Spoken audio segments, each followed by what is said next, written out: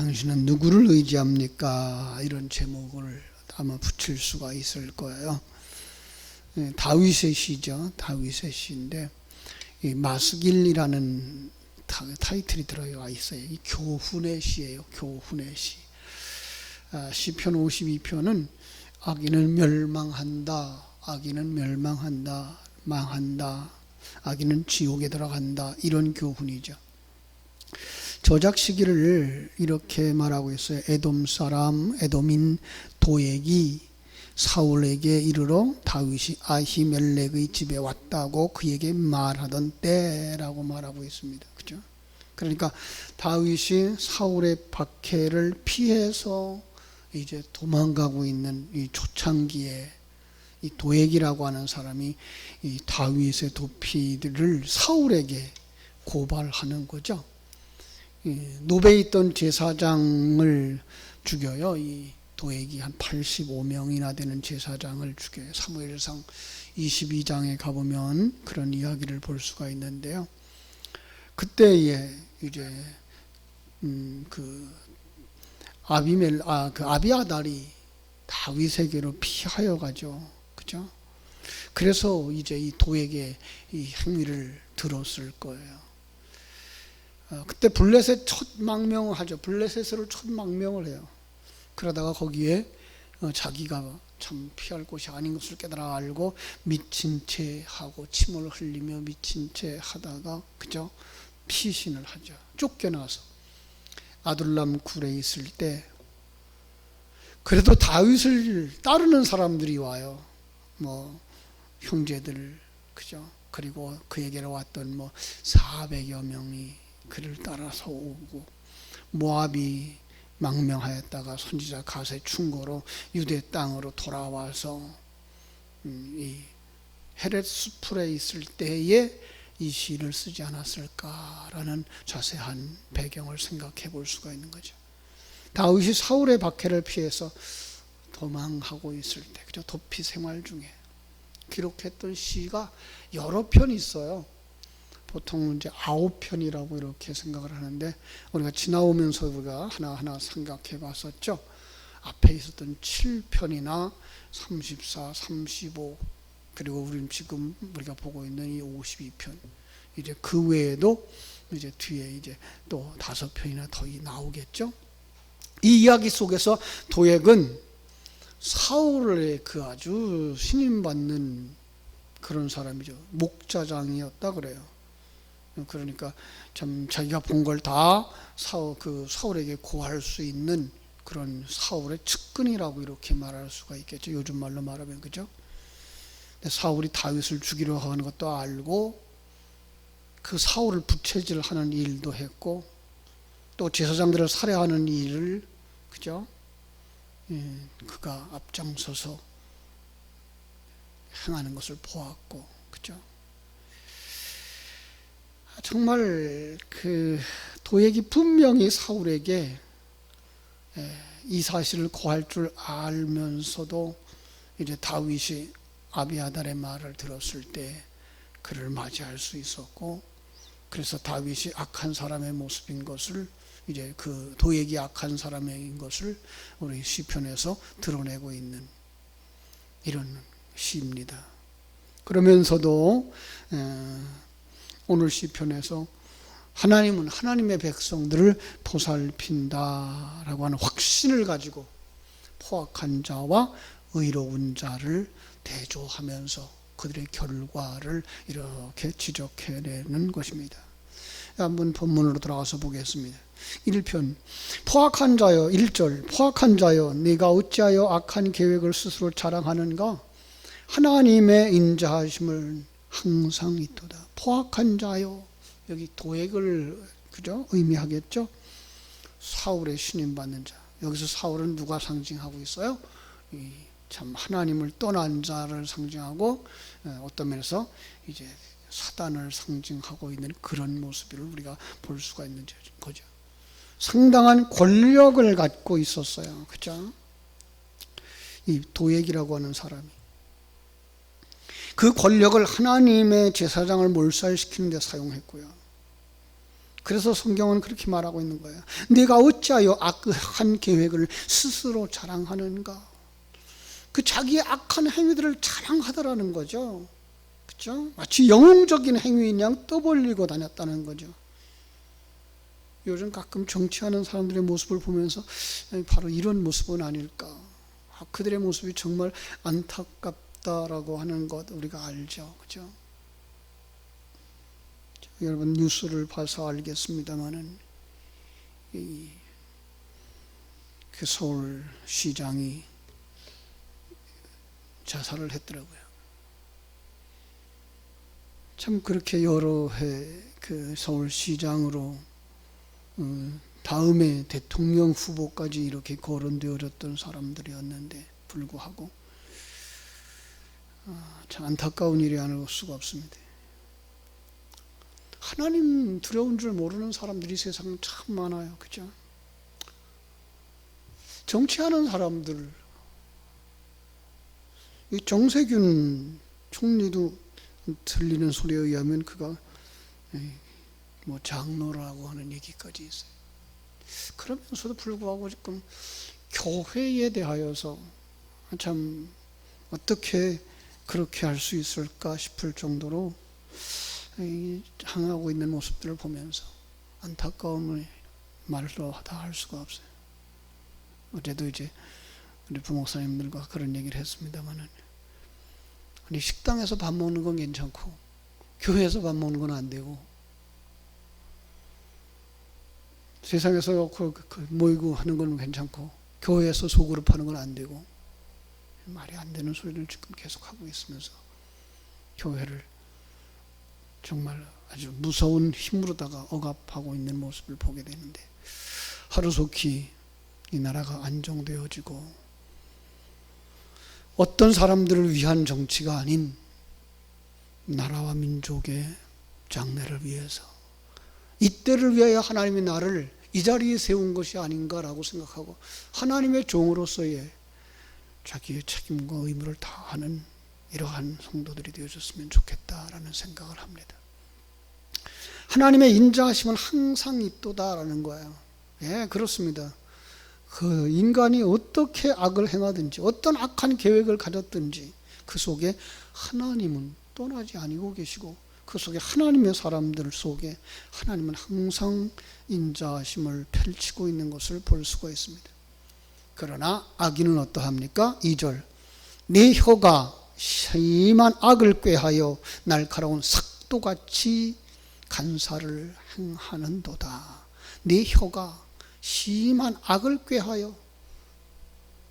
참 마태복음 12장 36절 37절에서 본 말씀과 같죠.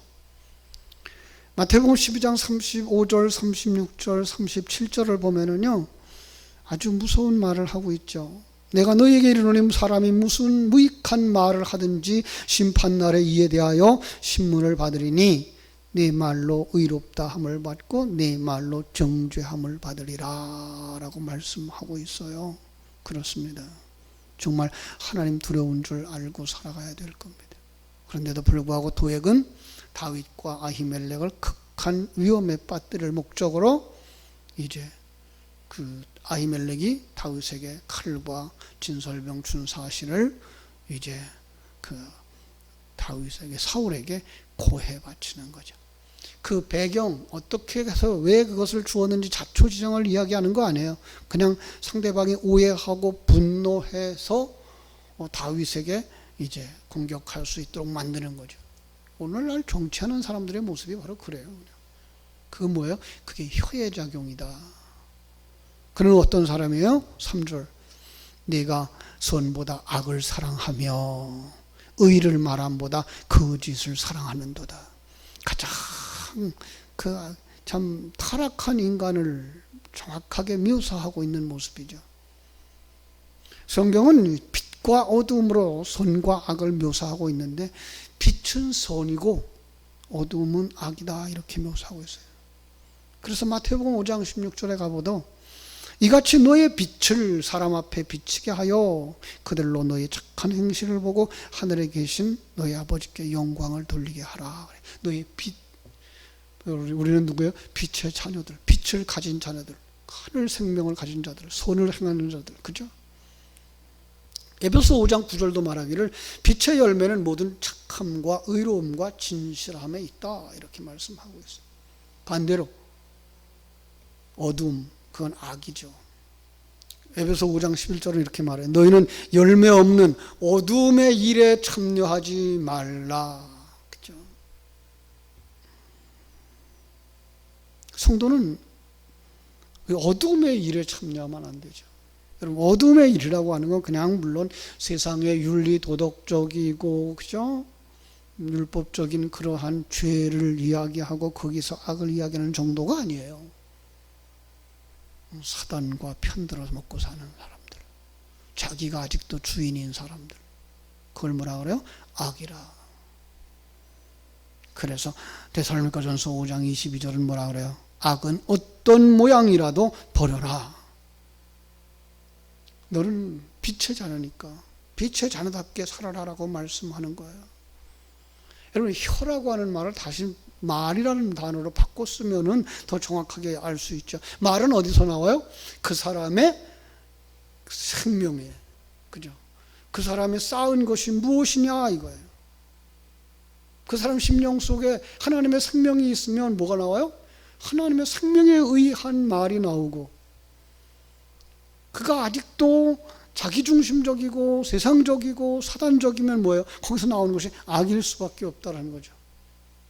마태복음 12장에서 그래서 35절 그런 말을 해요. 선한 사람은 그 쌓은 선을 해서 선한 것을 내고, 악한 사람은 그 악은 쌓은 악에서 악한 것을 내느니라.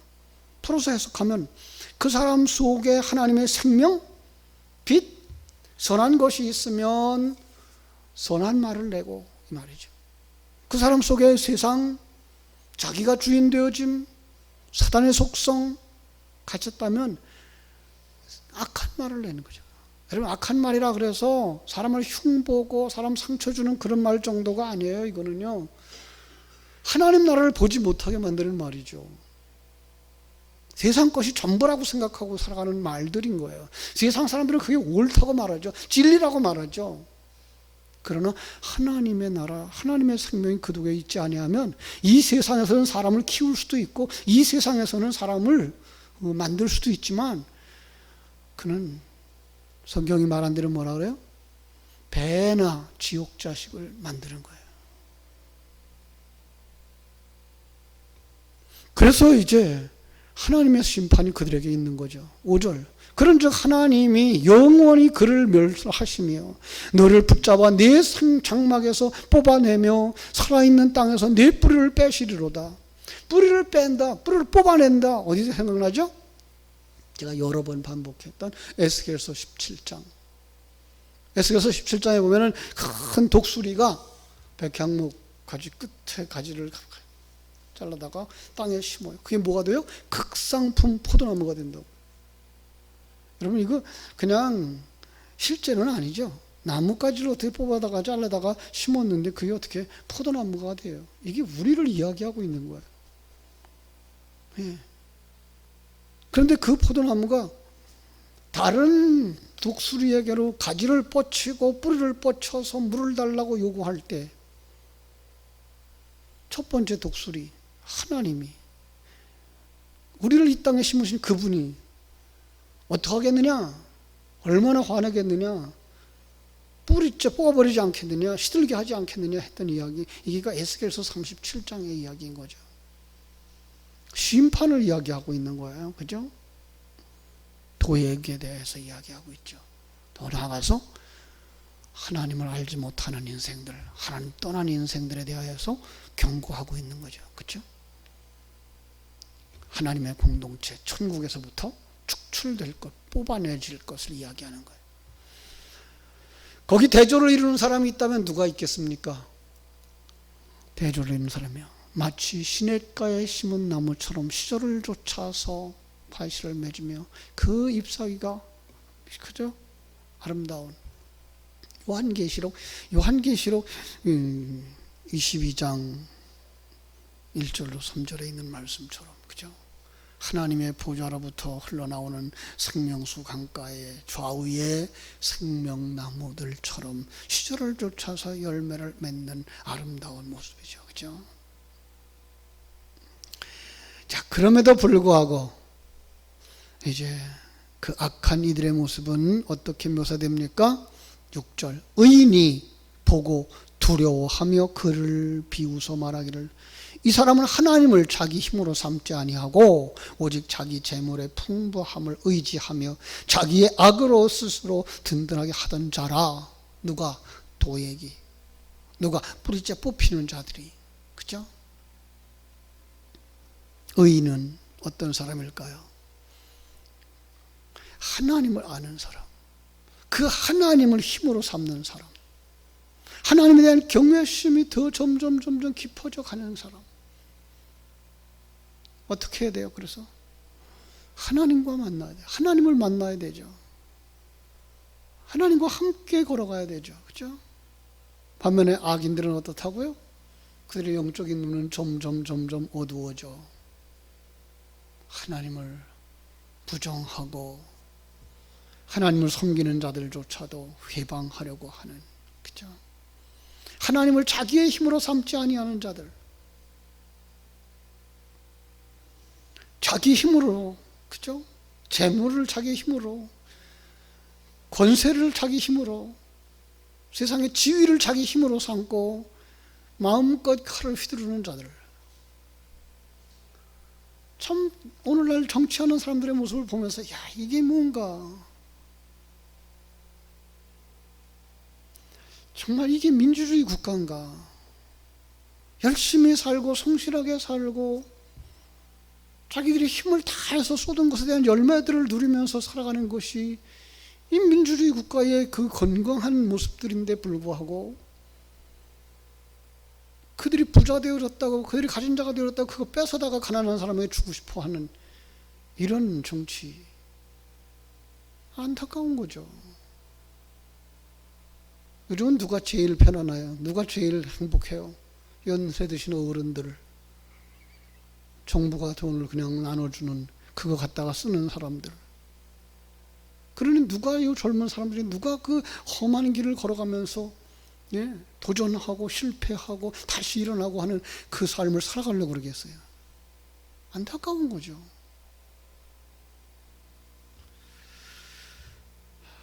정말 물질이 전부인 줄 알고 권력이 전부인 줄 알고 그러면 어떻게 된다고요? 5절 말씀처럼 뽑혀져서 지옥에 던져질 거예요. 영원히 꺼지지 아니하는 풀무불수로 던져질 거예요. 그래서 이 시편을 기록한 다윗은 이렇게 말하죠. 8절. 나는 하나님의 집에 있는 푸른 감람나무 같으며 하나님의 인자하심을 영원히 의지하리로다. 시편 1편 말씀처럼, 그죠? 시냇가에 심은 나무가 시절을 쫓아서 과실을 맺으며, 그죠? 내가 거기에 있구나. 사람들은 지금 뽑혀버릴 형편이고 메마르고 갈등하고 있는데 난 거기 있는 사람이구나.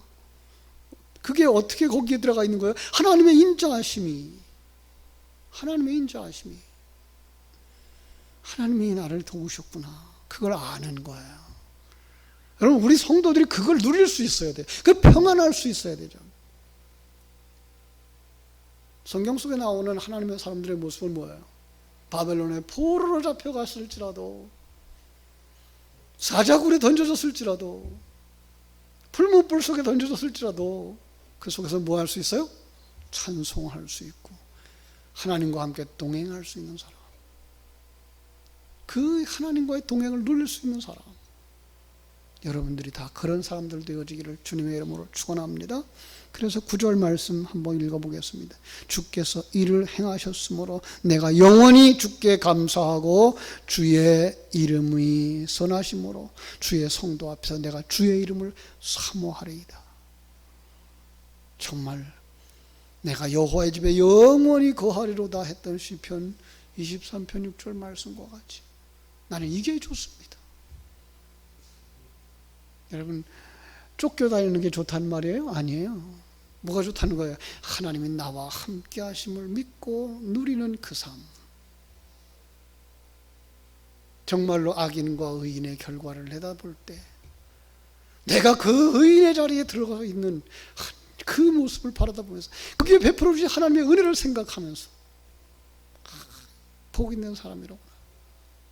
여러분, 이 새벽에 여러분의 모습들을 이 다윗의 모습과 한번 비교해 가면서 불신자들의 멸망하는 모습과 하나님의 백성들이 구원받는 그 모습을 생각하면서 하나님께 더 가까이 나가시고 그 하나님의 이름을 마음껏 찬양할 수 있는 복된 날, 복된 새벽 되시기를 주님의 이름으로 축원합니다. 기도하겠습니다. 아버지, 우리 하나님 크신 은혜와 사랑을 감사하고 감사합니다. 다윗은 지금 이렇게 아버지 하나님의 사울과 그를 쫓는 군사들에 의해서 도피 생활을 하는 중에 참으로 그들의 칼끝이 보이고 그들의 창끝이 보이는 이 아버지 하나님의 숲을 속에 숨어서 악인의 모습과 의인의 모습들, 하나님의 사랑을 받은 자들과 멸망의 길을 걸어가는 자들을 대조하면서 웬 말인가, 웬 은혜인가, 내가 이렇게 큰 은혜를 받았다니, 내가 이 평강을 누린다니 라고 찬양할 수 있었고 시를 기록할 수 있었던 것을 바라다보며 다윗이 그러했을진데 이 시간 예배하는 나는 어떠한가? 나는 더욱더 감사해야 될 사람이며 찬송을 더 크게 그리고 하나님의 영광을 드러낼 수 있는 사람이 되어져야 할 것이 아닌가 묵상하면서 그 생명을 간구하고 그 은혜를 간구하고 그 능력을 간구하는 성도들 되도록 우리 하나님 축복하여 주시옵시고 구하는 자들에게 더 분명하고 확실한 예수 생명의 능력을 덧입혀 주시옵소서. 오늘 하루의 삶도 주님의 은혜 앞에 부탁을 드립니다. 일마다 때마다 시간마다 아버지 하나님이여 나와 함께 하심을 분명하게 깨달아 알고 찬송하고 기뻐하는 하루 되게 하여 주시옵소서. 예수님 거룩하신 이름으로 기도하옵나이다. 아멘.